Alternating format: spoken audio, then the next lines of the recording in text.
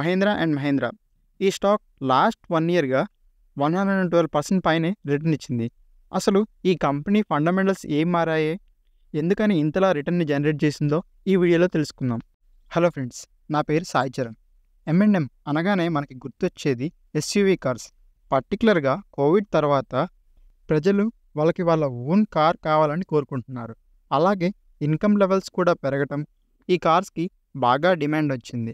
అందులో కూడా M&M వాళ్ళు చాలా కార్స్‌ని లాంచ్ చేసి like compact SUVs, foreign brands కంటే తక్కువ ప్రైస్, ఇంకా ఫారెన్ బ్రాండ్స్‌కి ధీటుగా ఫీచర్స్ ఇస్తూ మంచి బ్రాండ్ వాల్యూని గెయిన్ అయ్యారు ఈ M&M వాళ్ళు.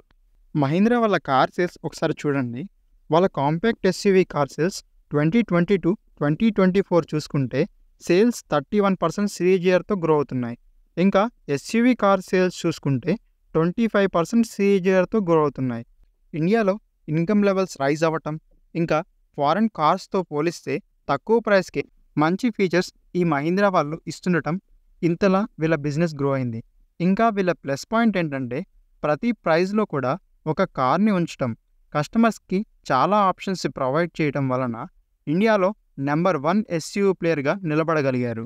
ఇంకా వీళ్ళ కార్సే కాకుండా ఐసీవీ వెహికల్స్ అంటే లైట్ కమర్షియల్ వెహికల్స్, చిన్న చిన్న ట్రక్స్ ఉంటాయి కదా, మనం రోడ్స్ మీద చూస్తుంటాం. ఈ బిజినెస్లో కూడా వీళ్ళు మార్కెట్ షేర్ని గెయిన్ అవుతున్నారు. ఇంకా ఈ ఇయర్ వర్షాలు కూడా బాగా ఉంటాయి అనుకుంటున్నారు కదా. ఒకవేళ వర్షాలు బాగా ఉంటే రూరల్ ఏరియాస్లో ట్రాక్టర్ సేల్స్ కూడా బాగా ఉంటాయి.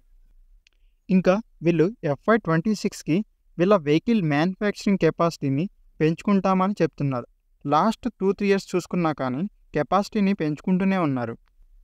కెపాసిటీస్ని పెంచుకోవటం వలన ఫ్యూచర్లో ఎప్పుడైనా బాగా డిమాండ్ ఉన్నా ఆ డిమాండ్ని వీళ్ళు మ్యాచ్ చేయగలరు. ఒకసారి లాస్ట్ 10 ఇయర్స్గా వీళ్ళ రెవెన్యూ హిస్టరీని చూడండి.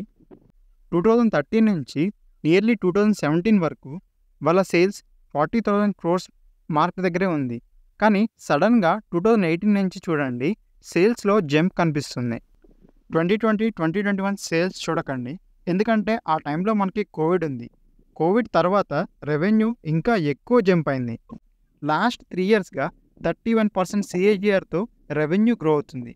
మార్జిన్స్ కూడా మంచిగా మెయింటైన్ చేస్తున్నారు.